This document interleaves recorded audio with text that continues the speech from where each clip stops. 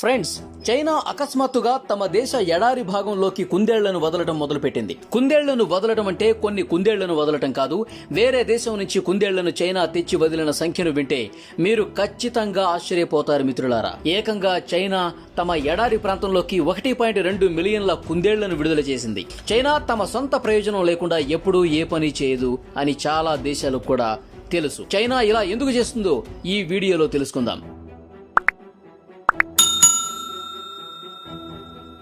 మన ప్రపంచవ్యాప్తంగా ఎన్నో దేశాలలో కొన్ని లక్షల ఎకరాలలో ఎడారి భూభాగం ఉంది. ఈ ఎడారి భూమిని దాదాపు చాలా దేశాలు సాగు భూమిగా మార్చాలని ప్రయత్నిస్తూ ఉన్నాయి. అందుకోసం ఒక్కొక్క దేశం ఒక్కో విధంగా ఎన్నో రకాల ప్రయత్నాలు చేస్తూనే ఉంది. ఇలా ప్రపంచవ్యాప్తంగా ఉన్న ఎడారి భూభాగాన సాగు భూమిగా మారిస్తే గనక ఎంతో మంది ప్రజలకు ఉపాధి కూడా లభిస్తుంది.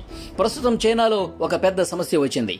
చైనా ఎడారులు ప్రతి సంవత్సరం పెరుగుతూ వస్తున్నాయి. అలాగే 1990ల గురించి చెప్పాలంటే ఎడారి మరియు బంజరు భూమి అయిన చైనా యొక్క డెజర్ట్ ఫీడ్ ల్యాండ్ దాదాపు 1.714 మిలియన్ చదరపు కిలోమీటర్ల విస్తీర్ణంలో ఉండేది. ఇది మొత్తం దేశం యొక్క భూభాగంలో 1/5వ వంతుకు సమీపంలో ఉంది. 2015 నాటికి ఈ ఎడారి భూభాగం లెక్కలను చూసి చైనా ఆశ్చర్యపోయింది. ఎందుకంటే 2015 నాటికి చైనా యొక్క డెజర్ట్ ఫీడ్ ల్యాండ్ ఎడారి ప్రాంతం 2.62 మిలియన్ చదరపు కిలోమీటర్లకు విస్తరించింది. అంటే చైనాకు చెందిన భూమిలో 1/3 ఎడారి ప్రాంతంగా మార్పు చెందుతూ ఉంది. దీంతో చైనా ప్రభుత్వం వెంటనే అప్రమత్తమై కొన్ని ముఖ్యమైన నిర్ణయాలు తీసుకుంది. వెంటనే ఈ నిర్ణయాలను అమలు చేయాలని చైనా ప్రభుత్వం అధికారులకు ఆదేశాలు జారీ చేసింది. ఈ నిర్ణయాలను వెంటనే అమలు చేయకపోతే చైనాలో చాలా వరకు భూభాగం ఎడారిగా మారే ప్రమాదం ఉందని చైనా ప్రభుత్వం భావించింది. అలాగే 21వ శతాబ్దం దాటినప్పటి నుంచి ప్రతి సంవత్సరం 10,000 చదరపు కిలోమీటర్ల కంటే ఎక్కువ చైనా ప్రాంతం ఎడారిగా మారుతూ వస్తూ ఉంది. అప్పుడు వెంటనే అలర్ట్ అయిన చైనా ప్రభుత్వం దీనిని ఆపటానికి పెద్ద ప్లాంటేషన్ మరియు అటవీ ప్రాజెక్టులను చైనా ప్రభుత్వం మొదలుపెట్టింది. తమ భూభాగం ఎడారి ప్రాంతంగా మారడాన్ని నిరోధించడానికి, ఇసుక భూమిని సద్వినియోగం చేసుకోవడానికి మరియు తమ నేలపై పచ్చదనాన్ని తీసుకురావడానికి ప్లాంటేషన్ కార్యక్రమాన్ని చైనా మొదలుపెట్టింది. అయితే ఇదేది ప్రభావవంతంగా పనిచేయలేదు. ఆ సమయంలో కియాన్ జుజాన్ అనే ఒక ప్రఖ్యాత చైనీసు శాస్త్రవేత్త ఒక ముఖ్యమైన మార్పును ప్రతిపాదించారు. చెట్లను నాటడం ద్వారా పర్యావరణ వ్యవస్థను రూపొందించాలని, ఇందుకోసం 3 పద్ధతులు పాటించాలని సూచించాడు. ఇందులో భాగంగానే ముందుగా అటవీ ప్రాంతాన్ని అభివృద్ధి చేయాలని నిర్ణయించుకున్నారు. చైనా భూభాగంలో చెట్లు ఏకరీతిగా కాకుండా మిశ్రమ నమూనాలలో పెరుగుతాయి. మన ప్రపంచంలోనే అత్యధిక జనసాంద్రత కలిగిన చైనా తమ ప్రజలకు ఉపాధి అవకాశాలు కల్పించాలని నిర్ణయం కూడా తీసుకుంది. దీనికోసం చైనా ప్రాంత ప్రజలకు ఉపాధి అవకాశాలు కల్పించడానికి వ్యవసాయాన్ని కూడా ఇందులో ప్రవేశపెట్టింది. చివరిగా వ్యవసాయాన్ని ప్రోత్సహించడానికి శుష్క భూములకు అనుకూలమైన నిర్దిష్ట పంటలను చైనా శాస్త్రవేత్తలు ఎంచుకున్నారు. అటవీ, వ్యవసాయం మరియు పశుపోషణతో కూడిన సమీకృత వ్యవస్థను సృష్టించడం ద్వారా మొదట్లో అడవి అభివృద్ధి చెందుతుంది. ఆ తర్వాత వ్యవసాయం, పశుపోషణలు కూడా అభివృద్ధి చెందుతాయని చైనా భావిస్తూ ఉంది. అలాగే చైనా ఏ జంతువును పెంచాలో అనే ఆలోచన వచ్చినప్పుడు చైనాకు చెందిన ఒక శాస్త్రవేత్త కియాన్ జెన్సెన్ ఈ పొడి వాతావరణంలో త్వరగా వృద్ధి చెందగల మరియు వేగంగా సంతానోత్పత్తి చేయగల ఒక జాతి జంతువులను చైనా ప్రభుత్వానికి సూచించాడు. ఈ సూచన చైనా ప్రభుత్వానికి ఉత్తమంగా అనిపించింది. చైనా శాస్త్రవేత్త ఫ్రాన్స్ నుంచి రెక్స్ హెయిర్ రాబిట్ అనే ఒక ప్రత్యేక జాతికి చెందిన కుందేళ్లను ఈ ప్రాజెక్టు కోసం ఎంచుకున్నాడు. ఈ జాతి కుందేళ్లలో ఎన్నో రకాల ప్రత్యేకమైన లక్షణాలు ఉంటాయి. కాబట్టి ఈ జాతి క్రమంగా పెరగడం ప్రారంభమైంది. అలాగే మెల్లగా పశుపోషణ కూడా ప్రారంభమైంది. అప్పుడు చైనాలో వ్యవసాయం చేస్తున్న రైతులు రెక్స్ హెయిర్ కుందేళ్ల పెంపకాన్ని కూడా మొదలుపెట్టేశారు.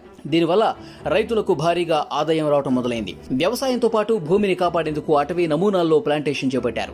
ఆ తర్వాత ఏం జరిగిందో వింటే మీరు ఆశ్చర్యపోతారు మిత్రులారా. ఈ రెక్స్ ర్యాబిట్స్ యొక్క ప్రత్యేకత ఏంటంటే గడ్డి మూలాలను వెతకటం. గడ్డి మూలాల కోసం వెతకటానికి ఈ రెక్స్ ర్యాబిట్స్ మట్టిని తవ్వటం మొదలు పెడతాయి. అలాగే ఈ రెక్స్ ర్యాబిట్స్ బొరియలు కూడా తయారు చేస్తాయి. అవి గడ్డి మూలాలను చేరుకోవటానికి సొరంగాలు తవ్వే సామర్థ్యాన్ని కలిగి ఉన్నాయి. అలాగే ఇందులో అత్యంత ముఖ్యమైన విషయం ఏమిటంటే ఈ రెక్స్ హెయిర్ ర్యాబిట్స్ ఇతర జంతువులతో పోలిస్తే 25 రెట్లు ఎక్కువగా పునరుత్పత్తి సామర్థ్యాన్ని కలిగి ఉంటాయి. అందువల్ల రెక్స్ హెయిర్ ర్యాబిట్ ఏడాదికి 40 పిల్లలకు జన్మనిస్తుంది.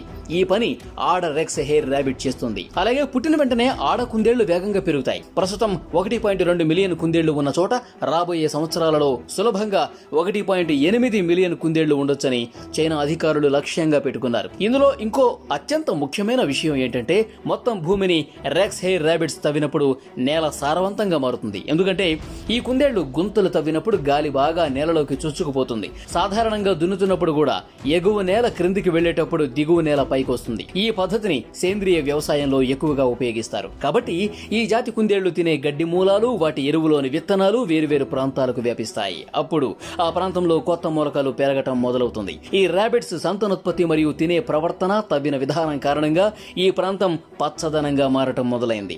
పూర్తి ఇసుకతో నిండిన ప్రాంతం క్రమంగా పచ్చగా మారుతోంది. మొదట్లో వృక్ష సంపద అంటే చెట్లు, మొక్కలు మరియు పొదల శాతం కేవలం 3% మాత్రమే ఉండేది. అంటే 100 కిలోమీటర్ల ఎడారి ఉంటే కేవలం 3 కిలోమీటర్ల లోపల అక్కడక్కడ కొద్దిగా చెట్లు, మొక్కలు ఉంటాయన్నమాట. కానీ ప్రస్తుతం చైనా ఎడారి భూభాగంలో వచ్చిన మార్పు గురించి మీరు వింటే ఆశ్చర్యపోతారు మిత్రులారా. కేవలం 3% మాత్రమే ఉండే వృక్ష సంపదను కుందేళ్లు తమ పేడ మరియు మూత్రం ద్వారా విత్తనాలను వ్యాప్తి చేసి 2021 సంవత్సరం నాటికి వృక్ష సంపదను 84.6%గా నమోదు చేశాయి. అంటే ప్రస్తుతం ఇప్పుడు 84% ఎడారి భూభాగంలో చెట్లు, మొక్కలు, గడ్డి మరియు పొదలు కనిపిస్తూనే ఉన్నాయి. ఇలా కుందేళ్లు ఎంత ఎక్కువ చేస్తే అంత ఎక్కువ భూమి ఇసుక నుంచి సాధారణ భూమిగా మారిపోతుంది. అప్పుడు దాదాపుగా ఎడారి కనుమరుగైపోతుందని చైనా భావిస్తోంది. ప్రస్తుతం చైనా ఎడారి భూభాగంలో కొత్త ఆకుపచ్చ పర్యావరణ వ్యవస్థ అభివృద్ధి చెందుతోంది. ఇది చాలా పెద్ద ప్రణాళిక. దీనిని చైనా ఎడారి ప్రాంతంలో అమలు చేసింది. ఫ్రెండ్స్, ఈ మార్పును దాదాపు ప్రపంచమంతా గమనిస్తూనే ఉంది. అలాగే అత్యంత ముఖ్యమైన విషయం ఏంటంటే అక్కడ పనిచేసే వ్యక్తులు, అక్కడ వ్యవసాయం చేస్తున్న రైతులు ప్రత్యేకంగా ఈ కుందేళ్లను పెంచడం ద్వారా అదనపు పశుపోషణ చేస్తూ ఉన్నారు. అటవీ శాఖతో పాటు అక్కడ అటవీ నమూనాలు, చెట్లు, మొక్కలు నాటాలని వ్యవసాయం చేస్తున్న రైతులు కూడా చైనా అధికారులు ఆదేశించారు. అప్పుడు వారి ఆదాయం పెరగటం ప్రారంభమైంది. ఎందుకంటే కుందేళ్ల బొచ్చు కూడా చాలా ఖరీదైనది. ఈ బొచ్చును చలికోట్ల కోసం ఉపయోగిస్తారు. అందువల్ల వాటి పై చర్మమైన బొచ్చు చాలా ఎక్కువ ధరకు అమ్ముడుపోతుంది. అదనంగా కుందేళ్ల మాంసం చైనాలో పెద్ద ఎత్తున వినియోగిస్తారు. కాబట్టి ఆదాయంలో గణనీయమైన పెరుగుదల మొదలైంది. అక్కడ పనిచేస్తున్న రైతులను కూడా ఇలాగే ప్రోత్సహించారు. దీనివల్ల చైనా ఎడారి భూభాగం క్రమంగా పచ్చగా మారుతూ ఉంది. దీనికోసం చైనా ప్రభుత్వం ఒక సమగ్ర పర్యావరణ వ్యవస్థను అభివృద్ధి చేయడం ద్వారా మరియు అటవీ, వ్యవసాయం మరియు పశుపోషణ కూడా కలిపి వారు ఒక త్రిభుజాన్ని ఏర్పాటు చేశారు. అలాగే ఎడారి భూభాగాన్ని పచ్చదనంగా మార్చడానికి ప్రచారం ప్రారంభించారు. చైనా శాస్త్రవేత్తల మరియు స్థానిక రైతుల నేతృత్వంలోనే ఈ ప్రాజెక్టు విజయవంతమైందని చెప్పాలి. ప్రతి దేశం ఈ ప్రాజెక్టును తమ దేశాలకు అనుగుణంగా మొదలు పెట్టాలని చైనా శాస్త్రవేత్తలు చెప్తున్నారు. ఈ ప్రాజెక్టు ఇంకా విజయవంతమైతే ఎన్నో ఎడారి దేశాల్లోని భూభాగం పచ్చగా మారిపోతుంది. అలాగే భారతదేశంలో కూడా అమలు చేయొచ్చు. అప్పుడు భారతదేశంలోని ఎడారి భూమిని కూడా పచ్చదనంగా మార్చవచ్చు అన్నమాట. ఇలా ఎడారి భూభాగమంతా సాగు భూమిగా మారితే మంచి పంటలు పండి ప్రపంచవ్యాప్తంగా ఉన్న ఆకలి మరణాలు తగ్గిపోతాయి. ఫ్రెండ్స్, దయచేసి ఈ ప్రాజెక్టుపై మీ అభిప్రాయాన్ని కామెంట్ రూపంలో తెలియజేయండి. ఈ వీడియోను వీలైనంత వరకు మీ స్నేహితులకు షేర్ చేయండి.